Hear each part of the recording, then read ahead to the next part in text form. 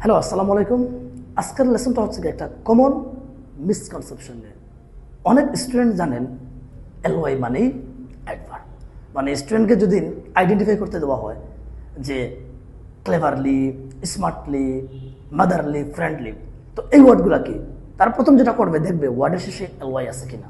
LY আছে, that means এটা adverb, but LY মানেই অ্যাডভার্ব। আজকের লেসনে আমরা জানবো যে কিভাবে সহজে আমরা বুঝতে পারি যে এলওয়াই যুক্ত ওয়ার্ডটা অ্যাডভার্ব নাকি অ্যাডজেক্টিভ। সো এই লেসনটা খুবই ইন্টারেস্টিং অ্যান্ড ইফেক্টিভ। বিশেষ করে দেখা যায় আইএলটিএস বলেন, আপনি এসএসসি, এইচএসসি অথবা যে কোনো জব এক্সাম, এইটার উপর কিন্তু কোয়েশনস থাকে। অনেকে কিন্তু এলওয়াই দেখে কি করেন, অ্যাডভার্ব দিয়ে দেন। সো আমরা মূলত শুরু করি। দেখেন এই এক্সাম্পলগুলো: friendly, heavenly, lovely, weekly, monthly, motherly.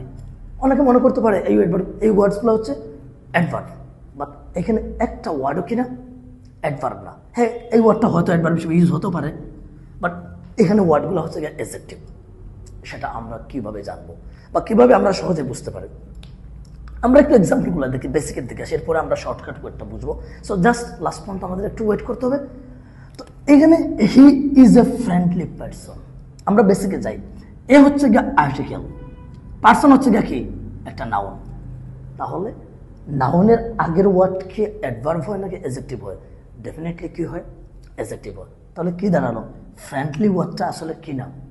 আমরা যদি সেন্টেন্সের স্ট্রাকচারের দিকে বুঝি, মিনিং বুঝি, পার্টস অফ এর ফাংশন বুঝি, আর্টিকেলের পরে যখন দুইটা ওয়ার্ড থাকে সাধারণত তার পরের ওয়ার্ডটা হবে গিয়ে অ্যাডজেক্টিভ এবং তারপরের ওয়ার্ডটা হবে গিয়ে নাউন, অথবা নাউনের ঠিক আগের ওয়ার্ডটা সাধারণত অ্যাডজেক্টিভই হয়। তাহলে আমরা অর্থের দিক দিয়ে, সেন্টেন্সের পজিশনের দিক দিয়ে বুঝতে পারলাম যে আসলে কি ওয়ার্ডটা একটা অ্যাডজেক্টিভ। এখন আমরা সহজে ওয়ার্ড দেখেই চিনতে পারবো। তো নিয়মটা হচ্ছে গিয়া নাউন প্লাস এলওয়াই সমান অ্যাডজেক্টিভ। খুব ইম্পর্টেন্ট। নাউনের শেষে যদি এলওয়াই যুক্ত থাকে এই ওয়ার্ডগুলো হবে গিয়া অ্যাডজেক্টিভ। এইখানের উদাহরণগুলো দেখেন আপনি। ফ্রেন্ড, আমরা সবাই জানি ফ্রেন্ড ওয়ার্ডটা হচ্ছে কি একটা নাউন। তাহলে ফ্রেন্ড ওয়ার্ড মানে নাউনের শেষে এলওয়াই আছে, দ্যাট মিনস এটা কি অ্যাডজেক্টিভ। পরেরটা দেখেন হ্যাভেন, এটাও নাউন, দ্যাট মিনস নাউনের শেষে এলওয়াই আছে, ওইটাও কি অ্যাডজেক্টিভ। লাভ, আমরা জানি ওয়ার্ডটা একটা ভার্ব আবার একটা কি নাউন, তাহলে নাউনের শেষে এলওয়াই আবার কি adjective. Week noun, month noun, mother noun, প্রত্যেকটা যেগুলো আমরা অ্যাডজেক্টিভ বলছিলাম নাউনের শেষে এলওয়াই। তাহলে আমরা কি শিখলাম, নাউনের সাথে যদি এলওয়াই থাকে এই ওয়ার্ডটা হবে গিয়ে অ্যাডজেক্টিভ। তাহলে অ্যাডভার্ব কোনগুলো, অ্যাডজেক্টিভ প্লাস এলওয়াই সমান অ্যাডভার্ব। অ্যাডজেক্টিভের শেষে যদি এলওয়াই থাকে এই ওয়ার্ডগুলো কি হবে গিয়ে, যেমন ক্লেভার ওয়ার্ডটা তো আমরা সবাই জানি এটা একটা অ্যাডজেক্টিভ। তো তার সাথে যদি আমি এলওয়াই ইউজ করি, ক্লেভারলি, হি বিহেভস ক্লেভারলি। স্মার্ট, এই ওয়ার্ডটা কি ডেফিনেটলি একটা অ্যাডজেক্টিভ গুণ বোঝাচ্ছে, তার সাথে আমি এলওয়াই লাগালাম, তাহলে অ্যাডজেক্টিভের শেষে এলওয়াই সেটা অ্যাডভার্ব। কুইক, অবস্থা বোঝাচ্ছে না, দ্রুত, he is quick, he is quick প্রোনাউনের অবস্থা বোঝাচ্ছে, তার সাথে এলওয়াই লাগালাম, সেটা কি।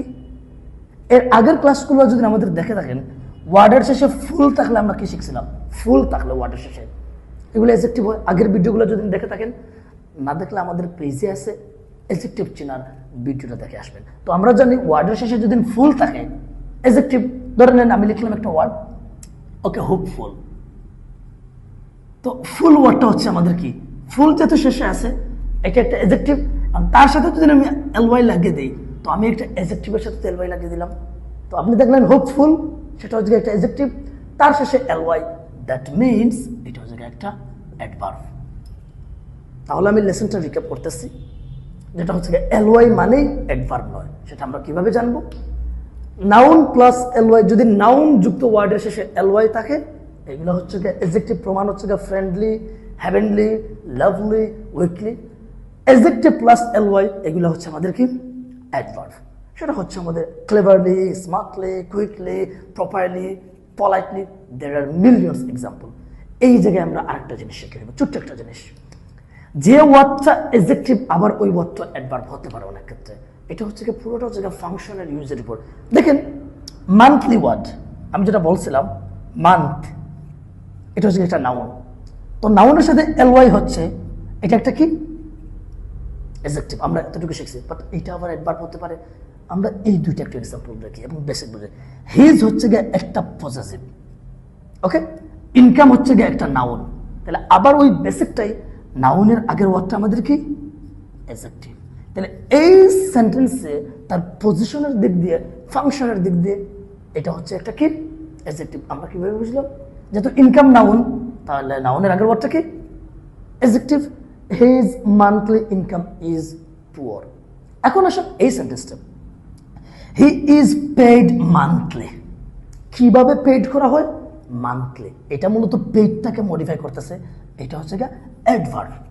কারণ এটা যদি অ্যাডজেক্টিভ হইতো, এটা কি করতো? কোনো একটা নাউনকে মডিফাই করতো, অথবা কোনো একটা প্রনাউনকে মডিফাই করতো, অথবা এটা টু বি ভার্বের পরে বসতো। এরকম কিছু নেই। তাহলে মান্থলি ওয়ার্ডটা কি হচ্ছে আবার? তাহলে আমরা ওই যে ব্লাইন্ডলি যদি পড়ি, মেমোরাইজেশন, ক্লেমিং, মুখস্থ, তাহলে আমাদের যেটা করতে হবে গা, সেন্টেন্সের মধ্যে দেখতে হবে গা, তার ফাংশন দেখতে হবে গা, তার পজিশন দেখতে হবে। তাহলে আমরা ভালোভাবে শিখতে পারবো এবং ভালো স্কোরও করতে পারবো। So I will come up with another useful video. Until